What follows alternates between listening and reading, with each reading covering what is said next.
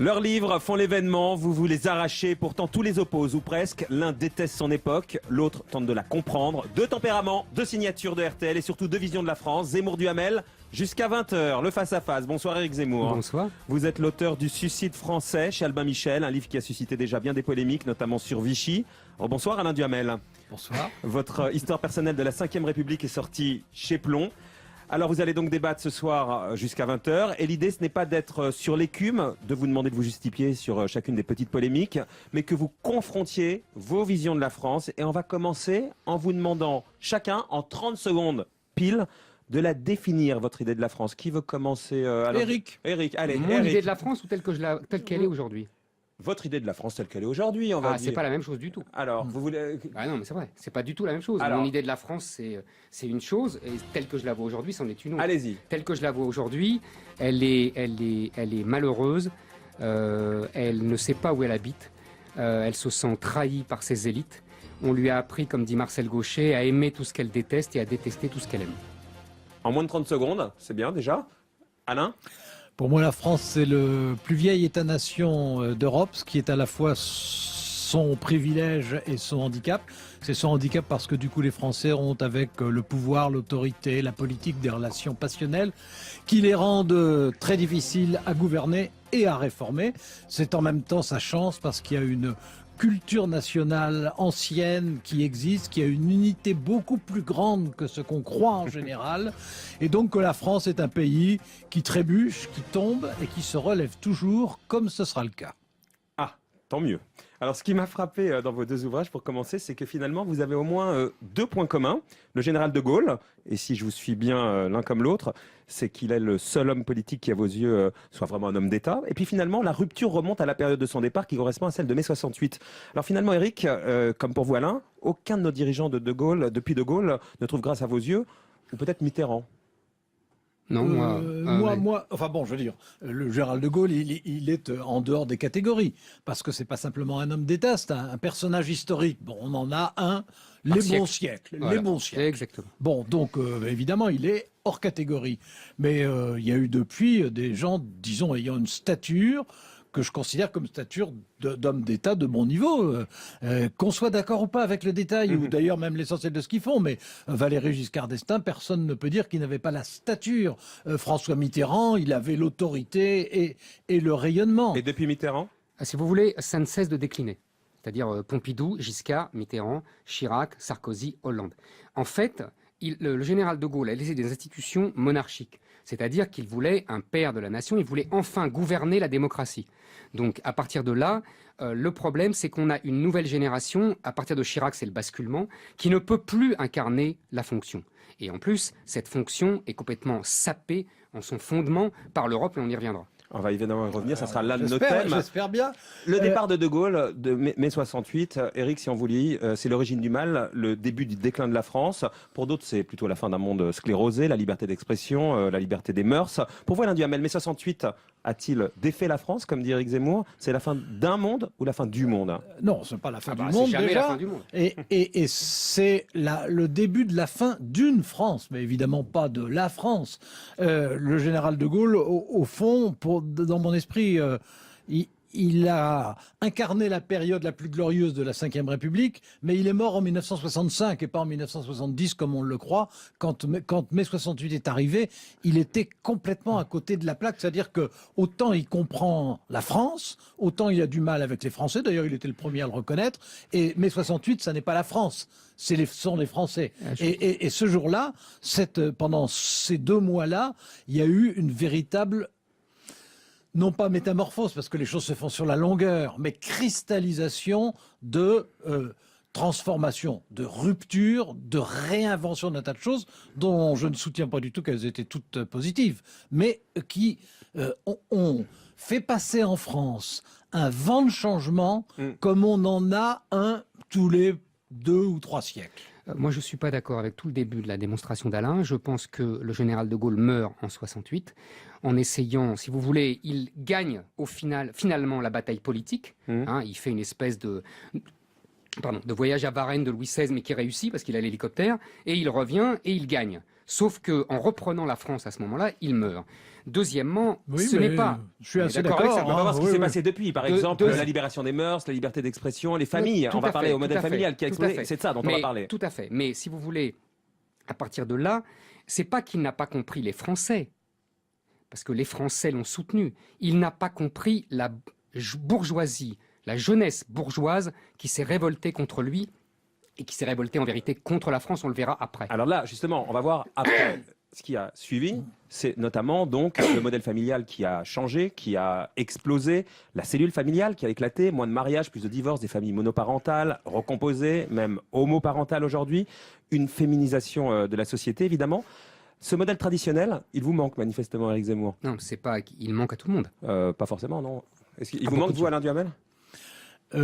Bon, moi, je ne vais pas faire semblant d'être ce que je ne suis pas, donc le modèle traditionnel ne me posait aucun problème. C'est pas totalement la question. Non, mais c'est le début de ma réponse. En revanche, les évolutions qui ont eu lieu, mais qui, à mes yeux, touchent, et c'est d'ailleurs ce qui les rend fascinantes et tellement difficiles à analyser, elles touchent toutes les formes d'autorité existant en Bien sûr, France. bien Ça sûr. touche la famille, ça touche l'information, ça touche l'entreprise, ça touche l'Église catholique, ça bouleverse tout. Mais- Et ma thèse, alors, qui est une thèse, donc elle est par nature contestable, absolument, voire partiale. Ma thèse, c'est que le général de Gaulle, qui était le plus grand homme, mais le général de Gaulle, en 1968, s'est planté autant que Jacques Chirac en 2002. C'est-à-dire que, ayant gagné, comme Jacques Chirac en 2002, des élections législatives et présidentielles dans l'autre cas, mais de façon totalement massive, ayant la possibilité de tirer les leçons de l'événement, au lieu de les tirer, il s'est trompé de diagnostic et il s'est trompé de Alors, thérapeute. on va revenir, Je suis à pas- la question, mais je suis pas- en quoi ça vous manque, ce modèle Non, mais traditionnel, Éric c'est Zemmour? pas que ça me manque, c'est que le modèle traditionnel est le modèle. Aujourd'hui, on se paye de mots. On appelle famille ce qui ne sont pas des familles. À partir du moment où on a détruit la famille patriarcale, la famille est morte. Il faut regarder en face les choses. J'étais très content de commencer ce livre en 70 parce qu'il y avait deux événements qui sont pour moi concomitants. La mort du général de Gaulle et la loi du 4 juin 1970 qui détruit la puissance paternelle. À partir de ce moment où il n'y a plus de père, il n'y a plus de famille. Il n'y a plus que des mères avec des enfants rois avec des mères qui sont donc les régentes. Ça s'appelle pas une famille, ça. Ça s'appelle revenir à l'origine des temps, quand il y a des milliers d'années, quand les hommes ne savaient même pas qu'ils étaient les procréateurs. Bon, alors moi, évidemment, je ne vois pas les choses de la même manière. C'est vrai que dans les années 70, les formes traditionnelles de la famille ont totalement explosé. Ça, c'est une évidence. Je pense qu'il faut relier ça à ce qui s'est passé, non pas simplement en France, mais qui s'est passé simultanément dans la plupart des pays comparables, et ça n'est pas un hasard. On en revient à la remise en cause des formes d'autorité, et aussi parce que c'est l'autre aspect de la même chose, de l'explosion des individualismes. L'individualisme a pris une dimension essentielle, plus importante que celle de l'autorité. Et je pense qu'au fond, s'il fallait résumer la période des années 70 pour regarder où nous en sommes aujourd'hui, je pense qu'après, pendant des siècles, avoir vécu sous le règne de l'autorité s'imposant à l'individualisme, depuis les années 70, c'est l'individualisme qui s'impose aux autorités. Et depuis Éric Zemmour, il y a Oui. eu l'IVG, l'avortement, et ça a libéré la femme. Vous trouvez que l'avortement libère la femme. Ah bah Vous oui, appelez oui. ça libérer la femme. Et vous? Bon, c'est mieux Moi, que de j'ai- se faire charcuter. Ah mais quand je suis même. tout à fait d'accord. Je suis tout à fait d'accord. Moi, c'est un compromis, c'est une cote mal taillée. Moi, je comprends très bien Vous Simone préfériez Veil. avant? Non, je préfère pas avant, mais depuis, ça me rend pas fou de joie, si vous voulez, Ah, c'est pas ce que que je des dis. femmes. Ah si, vous dites libérer la femme. Bah, C'est pas libérer la femme, non, ça, c'est un compromis. Lui donner la possibilité du On choix. compose, oui, mais est-ce qu'un choix... Moi, vous savez, j'ai détesté le slogan 68 arts et féministe, mon corps m'appartient. Ça voulait dire mon enfant Vous avez quel m'appartient. âge? Je me souviens très bien, vous savez, Non, vous avez j'ai aimé quel la âge? politique Non, quand non, j'étais mais petit, ça moi. m'intéresse, vous avez quel J'avais âge? 14 ans. D'accord. Et c'est un slogan qui est absolument scandaleux parce que ça veut dire leur enfant leur appartient. Leur enfant ne leur appartient absolument pas. La vie de leur enfant ne leur appartient pas. Donc si vous voulez, moi je regrette pas avant, mais je trouve pas ça qu'il y ait 200 000 avortements par an. Je trouve pas ça. Je vais pas sauter de joie. Je vais pas sabrer le champagne, vous voyez. Bon, voilà. Alors, Un mot, Alain, parce qu'on va parler de l'immigration après. D'accord, oui, bon, bah, alors dans mon esprit, c'est aux femmes de choisir. Et le fait qu'elle n'ait pas pu avant choisir, et quelquefois même en prenant des risques terribles, n'était pas une bonne chose. Le fait qu'elle puisse choisir est à Alain, mes yeux un progrès. Vous savez très bien. Attendez. Est à mes yeux un progrès, même si je considère qu'un avortement, c'est forcément d'une certaine manière toujours un échec en même temps. Et vous savez très bien en même temps qu'il faut remettre ça dans un contexte historique. La France, qui était la plus basse démographie, la plus basse démographie de l'Europe depuis le 19e siècle, et qu'elle était obsédée par les naissances, et que tout ça explique, c'est pas simplement ils n'étaient pas méchants et ils détestaient pas les femmes. Simplement, ils avaient la hantise de la démographie allemande, c'est tout. Je vous réponds d'un mot. C'est absolument vrai que la France a eu au 19e siècle la plus mauvaise démographie d'Europe. Mais je vous signale que depuis qu'il y a l'avortement, il se trouve que simultanément, la France a en Europe la meilleure démographie. Alors, c'est très bien. Non, parce que je vous ai entendu dire qu'on allait parler d'immigration. Oui, mais c'est le lien avec l'immigration. Eh bien, merci de me faire le lien, puisque l'immigration, on en parle dans un instant. Non, c'est Alain qui fait tout. Ce mal qui nous ronge, l'immigration ou une chance pour la France dans un instant. Triomphe, la France, black, blanc, beurre de Thuram, Barthez, Zidane. 16 ans après, qu'en reste-t-il d'une victoire saluée et fêtée par tout le monde? Éric Zemmour, vous en faites un échec aujourd'hui. Un échec? Non, c'est pas la victoire. Vous écrivez, on est sorti du jeu pour entrer dans la morale en assimilant même cette mise en avant du métissage à de la propagande fasciste 16 ans après. Je pense qu'on a eu, à cette occasion de la victoire de football qui m'a absolument ravi, j'attendais ça depuis 30 ans, et là je peux le dire, on a eu l'occasion d'une magnifique manipulation idéologique par des élites vouées à l'antiracisme multiculturaliste qui ont fait croire que c'était la victoire de la France Black Bomber alors que c'était la victoire de la France tout court. D'abord qu'il y avait toujours eu des enfants d'immigration dans les équipes de foot et que, en l'occurrence, ce n'était absolument pas la victoire du multiculturalisme. Alors moi qui ne connais rien au football, j'étais très content aussi. Mais j'ai eu le sentiment qu'en voyant la composition physique, ça me donnait l'impression d'une grande France. Ça me donnait l'impression d'une France ouverte. Mais mon cher Alain... Ça me donnait l'impression d'une France qui aussi était différente d'autres pays à cause de ça. Et honnêtement, ça me réjouissait. Mais mon cher Alain, l'équipe de France de foot a toujours été comme ça. Je sais bien. Donc la nouveauté, vous comprenez, c'est pas que ça soit comme ça. La nouveauté, c'est que c'était utilisé. On a bien compris. Mais il faut dire que c'est plus tentant quand on gagne le championnat du monde. Oui, ça c'est vrai. Cette immigration, un mal qui nous ronge, une chance pour la France, Alain Duhamel? Écoutez, c'est à la fois un atout et une difficulté à gérer réelle. La France a toujours été un pays d'immigration. D'ailleurs, elle l'est pour une raison très simple, c'est que la France physiquement, mais là je parle alors pour le coup avant les Romains, la France physiquement était un passage obligé. Bon, ensuite il y a eu des immigrations avec des rythmes différents, avec des origines différentes. Ça s'est bien passé. Quand on dit bien passé, c'était de façon très inégalitaire quand même. Mais ça s'est bien passé. Il y a eu un modèle français qui a existé, qui était le modèle de l'assimilation et qui a longtemps fonctionné. Et aujourd'hui mais qui était un modèle très inégalitaire, il faut aussi l'admettre. Mais enfin qui fonctionnait bien. Aujourd'hui, le modèle de l'assimilation ne fonctionne plus. Ça c'est bien clair. Et il ne fonctionne plus. Et moi j'ai une interprétation, enfin il y en aurait d'autres, mais une interprétation qui est qu'on n'a jamais fait la réflexion ni l'effort d'imaginer un type d'éducation et d'instruction pour ceux qui arrivaient avec une culture tellement différente. Alors, moi d'abord, la France n'a pas toujours été un pays d'immigration, c'est faux. Non, mais la France est un pays... longtemps. je vous ai longtemps laissé parler. La France a été... dur. Merci Alain. La France a été un pays de petits paysans qui allaient au chef-lieu de leur canton. C'était le bout du voyage pour 99% de la population. L'immigration, c'était Mazarin et Lully et quelques nièces de Mazarin. Donc il faut arrêter avec cette histoire de la France, pays d'immigration. Aujourd'hui, c'est depuis 1860 qu'on a des immigrés, parce que ce que j'ai dit tout à l'heure, pays de faible démographie, plus industrialisation. Donc on a des Belges, des Italiens, des Espagnols, des Polonais. D'accord, on arrive... Et même des Anglais à ce moment-là. Que des Blancs à ce moment-là. Que des Européens chrétiens blancs, absolument. Et aujourd'hui, quand vous parlez d'immigration, vous parlez islam. Bien, attendez, laissez. Oui, mais j'avance. L'immigration, il y a un basculement avec le regroupement familial. À partir du regroupement familial de 74-75, que je tiens pour la plus grande erreur politique de l'après-guerre. Avant, on a une immigration de travailleurs.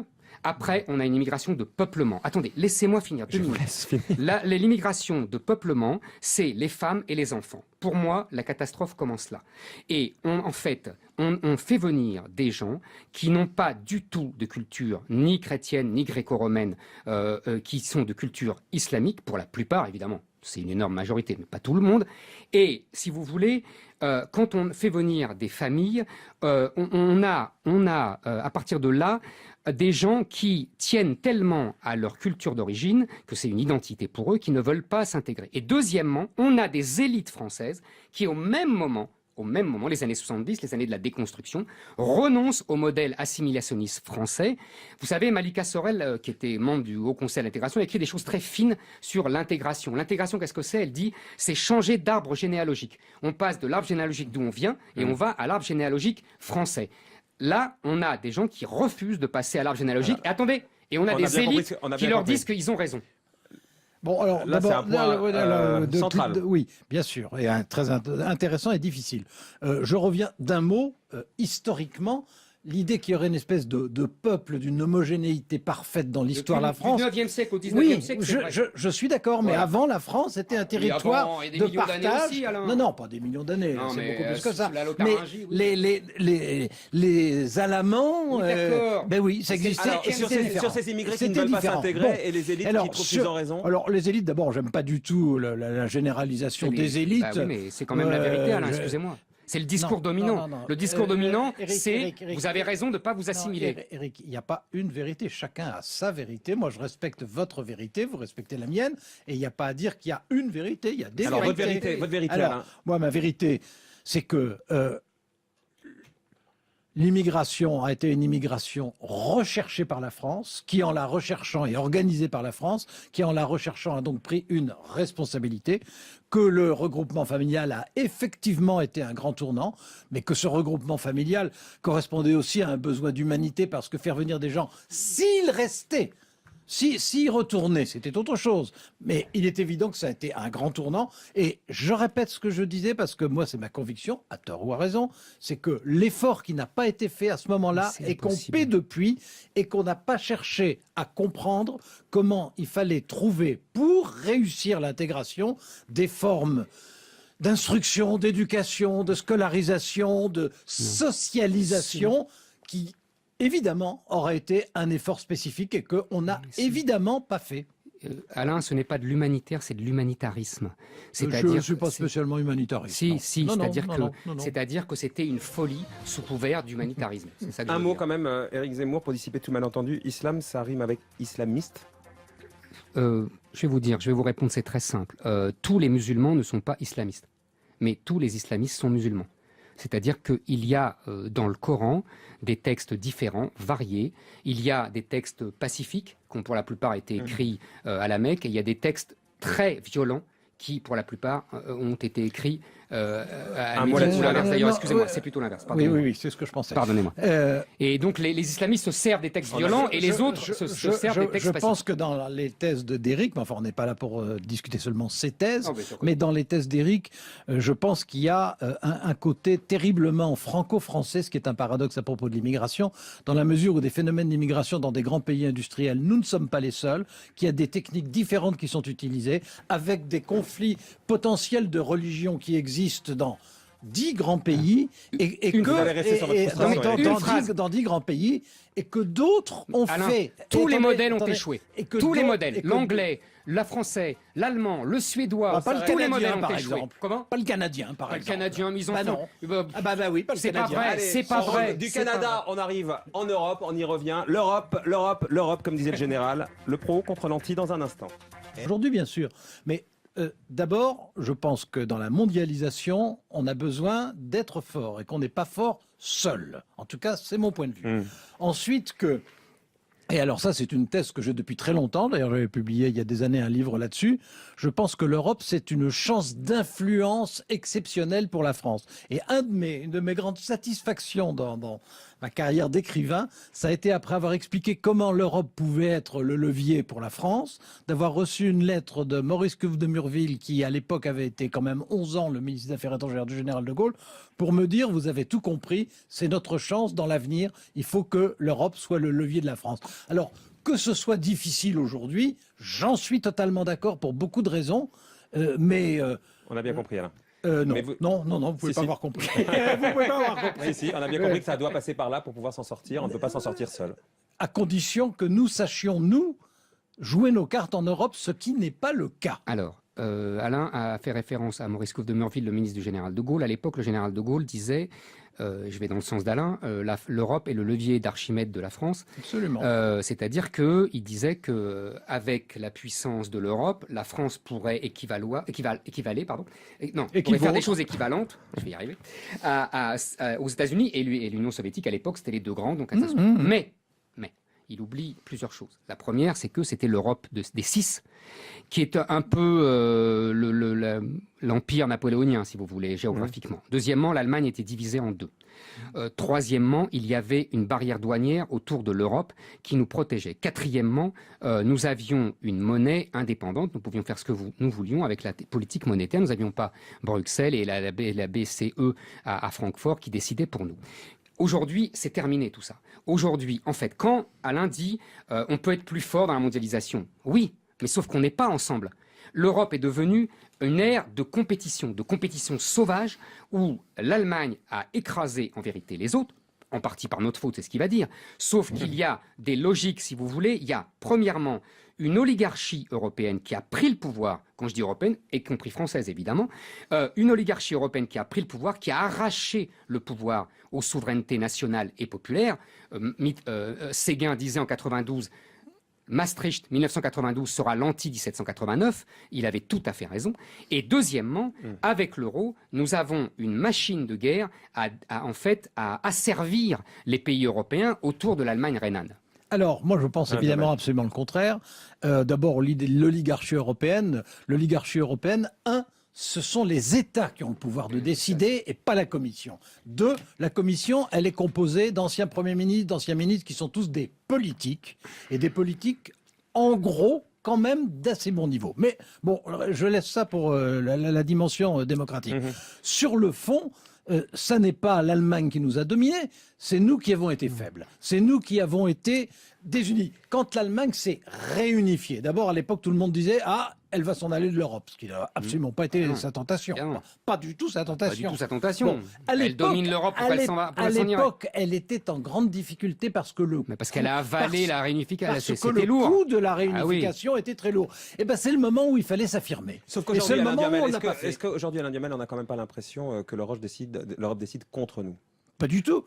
Pas du tout. Quels sont les pays européens, ceux qui sont dans l'Europe? Alors que ça soit que 28 soit pas. Mais non, attendez, je vais pas expliquer. Que 28 soit pas une très bonne idée, etc. Je suis complètement d'accord. Bon, les élargissements bâclés, c'est toujours une très mauvaise chose. Mais aujourd'hui, on a tout à fait des moyens de se faire entendre si on sait en prendre à la fois la volonté et l'autorité, ce qui n'est plus le cas depuis, en tout cas, la fin de Mitterrand. Alain, quand vous dites c'est les politiques qui désignent, c'est un rideau de fumée. Non. Mais si, aujourd'hui, on a une commission qui, depuis 20 ans, depuis Jacques Delors, depuis 30 ans, a établi des normes. C'est le règne du droit. Mais si, c'est pas du tout... La politique, c'est un théâtre d'ombre. Ils s'agitent, ils font semblant de défendre les intérêts nationaux. En vérité, derrière, c'est la BCE, c'est la Commission, ce sont la Cour européenne des droits de l'homme, on oublie toujours la Cour de justice européenne, c'est un vrai gouvernement des juges. Aujourd'hui, on parlait d'immigration tout à l'heure, je lisais des sondages, les Français voudraient la fin du regroupement familial, la suppression des allocations familiales pour les étrangers, la fermeture des frontières aux étrangers. Toutes ces mesures-là seraient interdites par le juge européen. Alors moi, je pense que on habille nos faiblesses par la force des autres. Il y a en Europe des pays qui aujourd'hui se portent bien parce qu'ils ont fait les réformes qu'il fallait au moment... Quel pays se porte bien à part l'Allemagne et encore la croissance s'arrête? Le nord de l'Europe se porte bien. Je vais dire quelque chose qui va vous horrifier parce que je sais que vous avez une dent contre les protestants. Je vous ai lu de près. Pas du tout, j'ai pas une dent contre les protestants. On en reviendra. On y reviendra une autre fois. Pas ici, en tout cas, parce qu'il y aura 5 secondes. Mais les pays protestants d'Europe se portent bien. Et les pays qui se portent bien sont les pays qui ont fait des réformes qui vont exactement à l'opposé de ce que vous développez dans votre livre, c'est-à-dire qui ont fait des réformes d'essence libérale. Et ça n'est pas un hasard si les pays qui aujourd'hui ont le plus de croissance, les États-Unis, la Grande-Bretagne d'un côté, et d'autre part le nord de l'Europe vous par avez ailleurs. un culot d'acier, sont- Alain. Mais j'espère Les bien. États-Unis et l'Angleterre ont joué avec leur monnaie. Ils ont dévalué à mort et ils ont déversé des tonnes d'argent. C'est comme ça qu'ils se relèvent. C'est tout ce qui interdit votre Europe et Non, votre. Mais enfin, eh ben, si. pas du tout. Enfin. Pas du tout. La preuve est d'ailleurs que le dollar est en train et la livre sont en train de se Ah bah revaloriser. évidemment, parce que maintenant ils ont la croissance. Attendez, c'est mon tour. Ah non, non, c'est oui. plus votre tour, c'est le C'est- mien. ah bah mais, non. mais vous avez 15 secondes si vous voulez bah, terminer. 15 secondes pour dire que la BCE, on peut discuter la Cour, la Commission, etc. La BCE fait du très bon travail. Elle réagit toujours à contre-temps. Non, non, et pas elle est du tout. soumise aux États-Unis. Mais Allez, mais cette non. fois-ci, c'est Bien vraiment sûr. mon tour. Je suis sûr que je vais pas vous mettre d'accord de toute façon. Alors, pour éviter le suicide, quelle solution? La réponse, donc, d'Alain Duhamel et d'Éric Zemmour. Alain Duhamel face à Éric Zemmour dans RTL Soir. RTL bouge. Zemmour et le président Zemmour, il ferait quoi s'il en avait le pouvoir? Il ferait, si vous voulez, je pense qu'il faut qu'on retrouve notre souveraineté politique, notre souveraineté économique. Je pense Donc qu'on on a, sort de l'euro, par on a exemple. bradé les deux. On sort de l'euro, on retrouve des frontières parce que je pense que l'immigration est un sujet majeur. Et on essaie de retrouver surtout un esprit, c'est-à-dire qu'on combat la déconstruction culturelle depuis 40 ans qui détruit tout et qui pense que tout doit être, que tout est artificiel. Voilà. Je crois beaucoup au combat culturel. C'est pour ça que vous avez vu dans mon livre, je parle beaucoup des films, des chansons. On a bien Voilà. vu ça. Vous répondez, vous proposez, Alain? Oui, je pense que sur le plan culturel, la France est nettement moins déconstruite qu'on ne le croit en général et qu'elle conserve une très forte originalité culturelle. Moi, c'est en tout cas comme ça que je vois Ouais. les choses. Et de même qu'elle conserve une unité qui est bien plus importante que ce qu'on Ah, croit. mais On parle toujours de clivage. En réalité, je pense que l'unité l'emporte. Donc, bon, c'est comme ça que je sens les choses. Ouais. Sur le fond, je pense que Éric réagit devant cette crise qui est une crise terrible. Et Éric réagit par regret au moment où moi j'ai envie de réagir par réforme. Je pense que la France a peur des réformes, que ses dirigeants ont l'énorme responsabilité depuis, alors pour le coup, je dirais, depuis la fin des années 80, ont comme énorme responsabilité. Première de ne- réforme que vous faites, Oui. président Duhamel? Ah bah écoutez, La première. de toute façon, d'oser dire quelque chose qui fait hurler tout le monde, c'est-à-dire que le modèle social né du Conseil national de la résistance à la libération était parfait pour cette époque, totalement inadapté au monde d'aujourd'hui, et qu'il faut donc en inventer un Je autre. pense que le mot réforme est devenu le mot magique pour habiller la régression sociale. Et je pense qu'on ne peut pas le faire avaler aux Français sans d'abord que les politiques retrouvent une légitimité qu'ils n'ont plus, qu'ils ont perdue, et que votre Europe a en particulier sapé en dehors de leur incompétence, je vous l'accorde volontiers. Et d'autre part, on ne peut pas demander aux gens de se serrer la ceinture, parce que c'est ça l'expression, de diminuer leurs droits. Et après tout, on peut pouvoir le dire, on peut pouvoir l'expliquer, sans retrouver une cohésion nationale, sans que... Elle existe, selon Alain Duhamel. Non, elle n'existe pas quand vous avez des Français qui, en vérité, ils se séparent. On utilise le mot vivre ensemble. Au moment même, moi, quand j'étais jeune, on n'utilisait pas ce mot-là. C'est parce qu'ils ne vivent plus ensemble. Ils ne vivent plus ensemble et que les gens se séparent en fonction de leur culture d'origine, en fonction de leur religion. Et c'est ça la vérité. Et on parle de... Une vérité. Une vérité géographique, si je veux dire. Bon, alors, déjà, sur le dernier point, je renvoie Zemmour à Zemmour, Ouais. c'est-à-dire, je suis tout à fait d'accord avec lui quand il disait qu'en 1914, la quasi-totalité des paysans n'étaient jamais sortis de leur canton.